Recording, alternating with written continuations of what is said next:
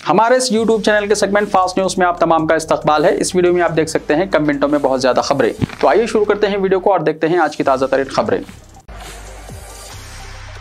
संगारेड्डी जिले में जलजले के झटके। रियासत तेलंगाना के जिले संगारेड्डी में जलजले के झटके महसूस किए गए। कोहिर मंडल के बिलालपुर में जलजले के झटकों के साथ ही लोग खौफ के आलम में घरों से बाहर निकल आए, ताहम किसी भी तरह की जानी और माली नुकसान की कोई इत्तला नहीं मिली। मंगल की सुबह के अव्वलीन सातों में जिस वक्त जलजले के झटके महसूस किए गए, लोग गहरी नींद में थे। रेक्टर स्केल पर इसकी शिद्दत 3.6 दर्ज की गई। वाज़ेह है कि गुज़िश्ता जनवरी में भी कोहिर में जलजले के झटके महसूस किए गए थे। हैदराबाद में बाबरी मस्जिद की 30वीं यौम शहादत पुरअमन तौर पर गुजर गई। मस्जिद उजाले शाह साहब सईदाबाद में बाज़ियाबी बाबरी मस्जिद के लिए कुल जमाती जलसा मुनक्किद हुआ। बाबरी मस्जिद की 30वीं यौम शहादत पुरअमन तौर पर गुजर गई। शहर के हुस्सास मुकामात पर पुलिस पिकेट तैनात किए गए और किसी भी वाक़े से निपटने के लिए पुलिस की टीमों ने पेट्रोलिंग की। पुलिस के दस्तों को बंदोबस्त के लिए मुख्तलिफ मुकामात पर तैनात किया गया था। इस मौके पर कुल जमाती जलसेआम बाज़ियाबी बाबरी मस्जिद मस्जिद उजाले शाह साहब सईदाबाद में मुनक्किद किया गया। जलसेआम से मुख्तलिफ जमातों और तंजीमों के रहनुमाओं ने खिताब करते हुए बाबरी मस्जिद को याद रखने, इसकी तारीखी और शरई हैसियत से आने वाली नस्ल को वाकिफ करवाने पर जोर दिया। जनाब मुजाहिद हाशमी सदर अवामी मजलिस अमल ने कहा कि बाबरी मस्जिद को जालिमाना तरीके से शहीद किया गया, जिसे हिंदुस्तानी मुसलमान कभी भुला नहीं सकते। जनाब ख्वाजा अली बाबर सदर राजेंद्र नगर मसाजिद बोर्ड ने मसाजिद के तहफ़्फ़ुज़ के सिलसिले में मुसलमानों को उनकी जिम्मेदारी का एहसास दिलाते हुए कहा कि वक्त का तकाजा है कि मुसलमान अपने तमाम मसाइल के हल के लिए मसाजिद को मरकज़ बनाएं। उन्होंने मसले के इख्तिलाफ़ात को बालाए ताक़ रखते हुए इत्तेहाद उम्मत और फिर उम्मत की इज्तिमाई जिद्दोजहद का मरकज़ मस्जिद को बनाने का मशवरा दिया।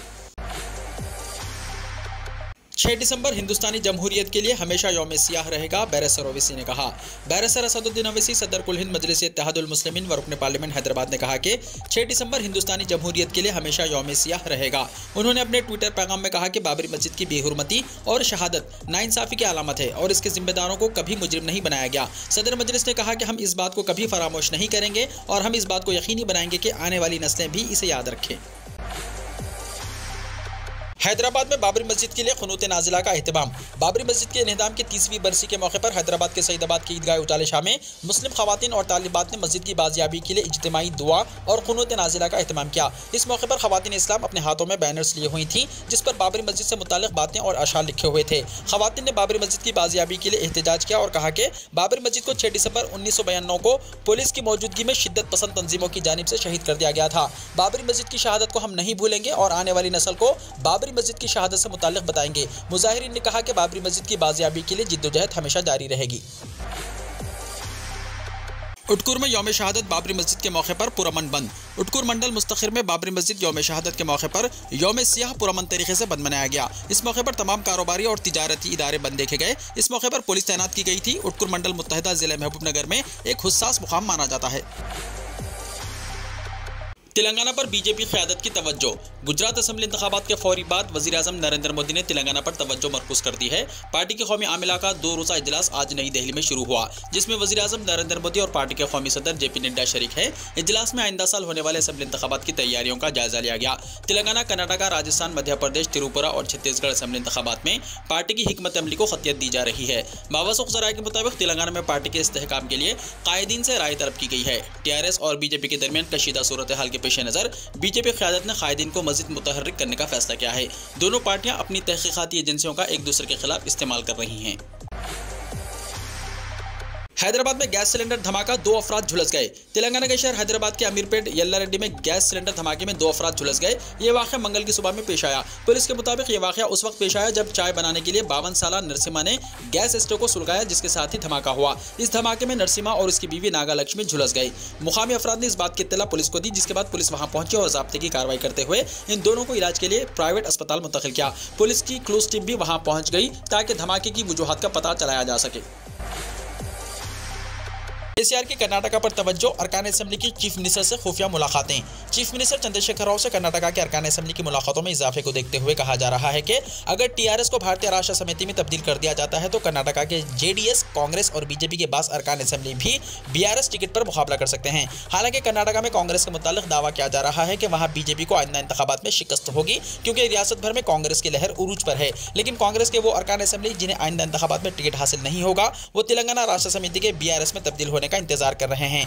जनता दल सेकुलर के वो अरकान असेंबली जिन्हें अपने बलबूते पर इंतखाबात में कामयाबी का यकीन नहीं है, वो बीआरएस टिकट पर मुकाबला या बीआरएस की तायद लेने की कोशिश कर रहे हैं। बीजेपी अरकान असेंबली जो पार्टी लहर के सबब कामयाब हुए थे, वो भी कांग्रेस या जेडीएस के बजाय बीआरएस में अपना मुस्तकबिल तलाश रहे हैं। जराये के मुताबिक चीफ मिनिस्टर चंद्रशेखर राव से गुज़िश्ता एक महीने में ज़ायदा 7 अरकान असेंबली ने प्रगति भवन में खुफिया मुलाकातें की हैं और कर्नाटका अरकान असेंबली ने अपने सियासी मुस्तकबिल के मुताल्लिक और बीआरएस के क़याम पर केसीआर की हिकमत अमली के सिलसिले में तबादला ख्याल किया है। 11 दिसंबर को कविता का बयान कलमबंद किया जाएगा, सीबीआई ने कहा। सीबीआई हुक्काम ने कहा कि दिल्ली शराब स्कैम मामले में टीआरएस रुकन कानून साज कौंसिल के कविता का बयान 11 दिसंबर को कलमबंद किया जाएगा। वाज़ेह रहे कि सीबीआई ने आज कविता को तलब किया था, ताहम उन्होंने दूसरे प्रोग्राम्स की वजह से सीबीआई को मकतूब रवाना करते हुए 6 दिसंबर के बजाय दूसरी तारीख को हाजिर होने की बात कही थी। कविता की जानिब से रवाना करदा मकतूब का जवाब देते हुए सीबीआई ने एक ईमेल रवाना किया जिसमें कहा गया है कि 11 तारीख को उनका बयान कलमबंद किया जाएगा। हैदराबाद के शमशाबाद एयरपोर्ट पर तैयारे की इमरजेंसी लैंडिंग। रियासत तेलंगाना के शहर हैदराबाद के शमशाबाद एयरपोर्ट से रवानगी के बाद तैयारे में अचानक तकनीकी खराबी पैदा हो गई, जिसके बाद तैयारे की दोबारा एयरपोर्ट पर इमरजेंसी लैंडिंग करवानी पड़ी। इस वाक़े में तैयारे में सवार तमाम मुसाफिरीन महफूज रहे। तफसीलात के मुताबिक शमशाबाद एयरपोर्ट से मंगल की सुबह 6:30 बजे स्पाइस जेट के तैयारे ने नासिक के लिए उड़ान भरी। ताहम उड़ान भरने के कुछ देर बाद ही पायलट ने इसमें तकनीकी खराबी महसूस की और फौरी तौर पर इसी एयरपोर्ट के ट्रैफिक कंट्रोल से राब्ता कायम करते हुए इमरजेंसी लैंडिंग की इजाजत मांगी। इस इजाजत के बाद इस तैयारे ने महफूज तौर पर लैंडिंग करवाने में कामयाबी हासिल की। इस वाक़े में तमाम मुसाफिरीन महफूज रहे जिन्होंने इमरजेंसी लैंडिंग करवाने पर राहत की सांस ली। ताहम इस वाक़े के बाद मुसाफिरीन को कई घंटे एयरपोर्ट पर गुजारने पड़े, जिन्होंने एयरलाइन से दूसरी फ्लाइट का इंतजाम करने की ख्वाहिश की। इस फ्लाइट में 84 मुसाफिरीन सवार थे, जिन्होंने एयरलाइंस के हुक्काम के रवैये पर बरहमी का इजहार किया।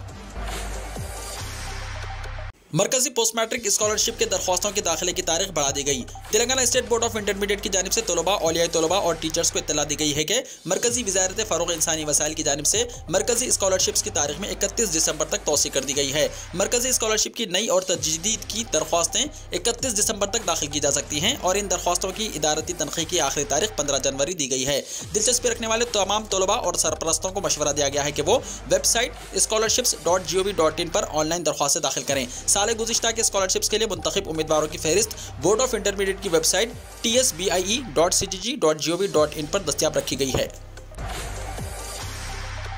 Chief minister overseas scholarship scheme 2020 की दरख्वास्तों पर रकम अभी तक जारी नहीं की गई। हुकूमत तेलंगाना की chief minister overseas scholarship scheme के तहत 2020 की दरख्वास्तों की रकूमात अब तक जारी नहीं की गई, जबकि 2022 में दरख्वास्तें दाखिल करने वाले तलबा की स्कॉलरशिप्स मंजूर हो चुकी हैं। चीफ मिनिस्टर ओवरसीज स्कॉलरशिप की रकूमात की इजराई में ताखिर से मुताल्लिक़ दरियाफ्त करने पर इंकशाफ हुआ है कि महकमा अखलाती बहबूद की जानिब से बिलों की रवानगी के बावजूद महकमा फाइनेंस इन तलबा के खातों में रकूमात मुंतकिल करने से कासिर हैं, जिन्हें स्कॉलरशिप्स मंजूर हो चुकी हैं। बताया जाता है कि जिन अजला की दरख्वास्त गुजारों की तादाद कम है, वहाँ तलबा के लिए ओवरसीज स्कॉलरशिप्स की रकूमात जारी की जा रही हैं और हैदराबाद, निजामाबाद, रंगारेड्डी, मलकाजगिरी, मेडचल के दरख्वास्त गुजारों को रकूमात की मंजूरी और उनके खातों में मुंतकिली की ऑनलाइन तफसीलात फराहम करने के बावजूद इन्हें रकूमात नहीं मिली हैं, जो कि महकमा अखलाती बहबूद और महकमा फाइनेंस के लापरवाह रवैये का सबूत है।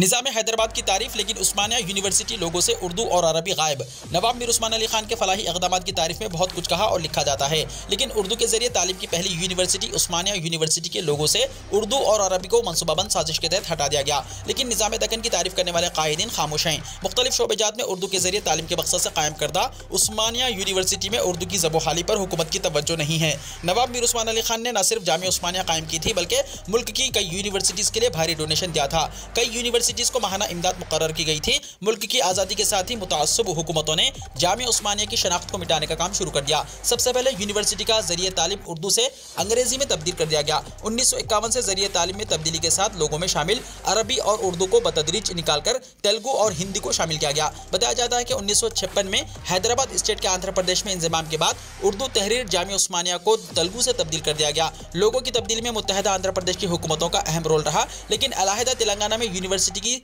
100 साला तकारीब मनाई गई, जिसमें यूनिवर्सिटी का लोगो बतौर खास जारी किया गया। लोगों की इजराई के बाद न सिर्फ उर्दू ना तबका बल्कि सेकुलर गैर मुस्लिम अफराद ने भी नाराजगी जताई और केसीआर हुकूमत से मुतालबा किया कि यूनिवर्सिटी के खदीम लोगों को बहाल किया जाए। बाबरी मस्जिद शहादत की बरसी, अयोध्या में हाई अलर्ट, मथुरा में सख्त हिफाजत, ड्रोन से निगरानी, चप्पे चप्पे पर पुलिस तैनात। आज यानी 6 दिसंबर को बाबरी मस्जिद की शहादत की बरसी के पेश नजर उत्तर प्रदेश के अयोध्या में हाई अलर्ट का ऐलान किया गया है। न सिर्फ अयोध्या बल्कि मथुरा में भी सख्त हिफाजती इंतजाम किए गए हैं। सख्त सिक्योरिटी के दरमियान ड्रोन के जरिए निगरानी की जा रही है और चप्पे चप्पे पर पुलिस तैनात है। पुलिस ने किसी को भी इस मौके पर इलाके में किसी किस्म की तकरीब मुनक्किद करने की इजाजत नहीं दी है। बाहर से आने वाली गाड़ियों और लोगों की भी तलाशी ली जा रही है। मथुरा के सीनियर सुपरिटेंडेंट ऑफ पुलिस गौरव ग्रोवर ने पुलिस एहलकारों से कहा कि वो पूरे मथुरा में सिक्योरिटी के हवाले से हर लम्हा नजर रखें। मथुरा की शाही ईदगाह मस्जिद में हनुमान चालीसा पढ़ने जा रहा हिंदू महासभा का लीडर गिरफ्तार, कई कारकुनान नजरबंद। बाबरी मस्जिद की शहादत की बरसी के मौके पर मथुरा में वाक़ शाही ईदगाह मस्जिद में हनुमान चालीसा पढ़ने के लिए जा रहे अखिल भारतीय हिंदू महासभा के लीडर को मंगल के रोज गिरफ्तार कर लिया गया। ओहदेदारान ने बताया कि तंजीम के 7-8 दीगर कारकुनान को नजरबंद भी किया गया है। अखिल भारत हिंदू महासभा ने बाबरी मस्जिद के इन्हदाम की बरसी के मौके पर शाही ईदगाह मस्जिद के अंदर हनुमान चालीसा पढ़ने की कॉल दी थी। Additional superintendent of police city Murtude Singh ने बताया कि पुलिस ने अखिल भारत हिंदू महासभा के आगरा जोन के इंचार्ज सौरभ शर्मा को उस वक्त गिरफ्तार किया जब वो कॉम्प्लेक्स में वाक़ ईदगाह मस्जिद की तरफ जाने की कोशिश कर रहे थे। मुर्तुडे सिंह ने कहा कि महासभा के सदर राजश्री चौधरी और खजांची दिनेश शर्मा उन लोगों में शामिल नहीं थे जो अपने घरों में नजरबंद थे और पुलिस को इन दोनों के बारे में कोई इत्तला नहीं है। अयोध्या में बाबरी मस्जिद को कार सेवकों ने 6 दिसंबर 1992 को मुनहदम कर दिया था। बाबरी मस्जिद पर सुप्रीम कोर्ट का फैसला मुज़ीका खैस था, प्रोफेसर इरफान हबीब ने कहा। अलीगढ़ मुस्लिम यूनिवर्सिटी यानी AMU के शोबे तारीख से रिटायर्ड प्रोफेसर मारूफ मौर्रिख इरफान हबीब ने बाबरी मस्जिद शहादत की 30वीं बरसी पर कहा कि बाबरी मस्जिद की शहादत तारीख में एक बहुत स्याह वाक़या है। ऐसा नहीं है कि बाबरी मस्जिद को एकदम से लोगों ने शहीद कर दिया, ये सब एक मनसूबाबंदी और मकसद के तहत हुआ जो अब तक चल रहा है। सुप्रीम कोर्ट ने 6 दिसंबर के वाक़े को तो बुरा भला बहुत कहा, लेकिन फैसला मुज़ीका खैस सुनाया। उन्होंने कहा कि अगर मस्जिद रहती तो क्या सुप्रीम कोर्ट यह फैसला सुनाती कि मस्जिद को शहीद करके मंदिर की तामीर की जाए। बाबरी मस्जिद से मुताल्लिक सुप्रीम कोर्ट के फैसले पर इरफान हबीब ने अफसोस का इजहार करते हुए मस्जिद कहा, हुकूमत से तो कोई उम्मीद नहीं थी, सुप्रीम कोर्ट से कुछ उम्मीदें थी भी, लेकिन इतनी बड़ी तादाद में जजेस ने मुत्तफिक राय से एक ऐसा फैसला दिया जो तारीख और इंसाफ के खिलाफ है। सदर जमहूरिया, नायब सदर जमहूरिया और वजीर आजम ने बाबा साहब को खिराज अकीदत पेश किया। सदर जमहूरिया द्रौपदी मुर्मू, नायब सदर जमहूरिया जगदीप धनखड़ और वजीर आजम नरेंद्र मोदी समेत दीगर वज़रा और मुअज़्ज़ज़ीन ने भारत रत्न बाबा साहब डॉक्टर BR अम्बेडकर को उनकी बरसी के मौके पर मंगल के रोज पार्लियामेंट हाउस के अहाते में इन्हें खिराज अकीदत पेश किया। लोकसभा स्पीकर ओम बिरला के अलावा कांग्रेस के मेंबरान पार्लियामेंट बशमूल UPA चेयरपर्सन सोनिया गांधी और कांग्रेस के सरबराह मल्लिकार्जुन खड़गे ने भी डॉक्टर BR अम्बेडकर को खिराज अकीदत पेश किया। यमुना एक्सप्रेस-वे पर 15 दिसंबर से 15 फरवरी तक गाड़ियों की रफ्तार पर लगेगी लगाम। सर्दी आते ही धुंध और हादसात में इजाफा होने लगता है। इसको रोकने के लिए यमुना अथॉरिटी ने यमुना एक्सप्रेस-वे पर 15 दिसंबर से 15 फरवरी तक रफ्तार पर लगाम लगाने की तैयारी कर ली है। रिपोर्ट के मुताबिक एक्सप्रेस-वे पर 15 दिसंबर से भारी गाड़ियां 60 किलोमीटर फी घंटा और हल्की गाड़ियां 80 किलोमीटर फी घंटे की रफ्तार से चलेंगी। रफ्तार पर यह पाबंदी 15 फरवरी तक जारी रहेगी। अभी तक यमुना एक्सप्रेस-वे पर भारी गाड़ियां 80 किलोमीटर फी घंटा और हल्की गाड़ियां 100 किलोमीटर फी घंटे की रफ्तार से चलती हैं। यमुना अथॉरिटी के CEO डॉक्टर अरुण वीर सिंह ने बताया है कि हर साल यमुना एक्सप्रेसवे पर हादसात को रोकने के लिए रफ्तार कम की जाती है। वजीर आजम मोदी ने तेजस्वी यादव से की फोन पर बात, लालू यादव की खैरियत दरियाफ्त की। वजीर आजम नरेंद्र मोदी ने बिहार के नायब वजीर आला तेजस्वी यादव से फोन पर बात करके RJD के सरबराह लालू प्रसाद यादव की किडनी ट्रांसप्लांट के बाद खैरियत दरियाफ्त की। सरमाई इजलास से पहले कुल जमाती मीटिंग में अपोजिशन पार्टियों ने मरकज के सामने रखे कुछ अहम मुतालिबात। चारशंबा यानी 7 दिसंबर से पार्लियामेंट का सरमाई इजलास शुरू होने वाला है जो 29 दिसंबर को खत्म होगा। सरमाई इजलास शुरू होने से पहले मरकजी हुकूमत ने कुल जमाती मीटिंग करने का फैसला किया था जो आज अच्छे माहौल में मुनक्किद हुआ। इस मीटिंग में मरकजी वजीर दिफा और बीजेपी के रुकने पार्लियामेंट राजनाथ सिंह, पार्लिमानी उमूर के वजीर प्रहलाद जोशी, कांग्रेस सदर मल्लिकार्जुन खड़गे और तृणमूल कांग्रेस रुकने पार्लियामेंट डेरेक और ब्रायन समेत कई सीनियर लीडरान ने शिरकत की। कुल जमाती मीटिंग में मरकज की तरफ से नुमाइंदगी राजनाथ सिंह और राज्यसभा में ऐवान के लीडर पीयूष गोयल ने की। इस दौरान कई अहम बातों पर तबादला ख्याल हुआ।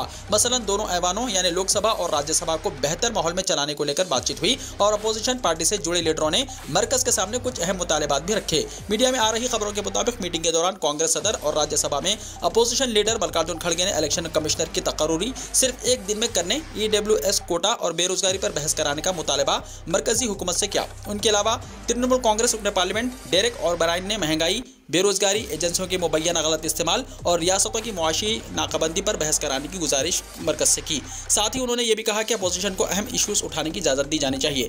अपोजिशन पार्टियों की बातें सुनने के बाद पार्लिमानी उमूर के मरकजी वजीर प्रहलाद जोशी ने कहा कि हम हर इशू पर बहस करने के लिए तैयार हैं। इंडोनेशिया में जलजले के हल्के झटके। इंडोनेशिया के मशरकी जावा में मंगल को दरमियाने दर्जे के जलजले के झटके महसूस किए गए। मौसमियाती और जियोफिजिकल एजेंसी के मुताबिक मुकामी वक्त के मुताबिक दोपहर 1:07 पर आने वाले जलजले की शिद्दत रिक्टर स्केल पर 6.2 बताई गई। जलजले का मरकज जेम्बर रेजेंसी से 284 किलोमीटर जुनूब मगरिब में 10 किलोमीटर की गहराई में समंदर में वाक़ था। जलजले में बड़ी लहरें उठने की सलाहियत नहीं थी। एजेंसी के मुताबिक जलजले से जानी और माली नुकसान की फिलहाल कोई इत्तला नहीं है। वीडियो को लाइक शेयर कीजिए और हमारे इस YouTube चैनल को सब्सक्राइब करते हुए इसके बेल आइकॉन को भी प्रेस कर लीजिए ताकि ऐसी ही ताज़ा तरीन खबरों का नोटिफिकेशन सबसे पहले आपको मिलता रहे।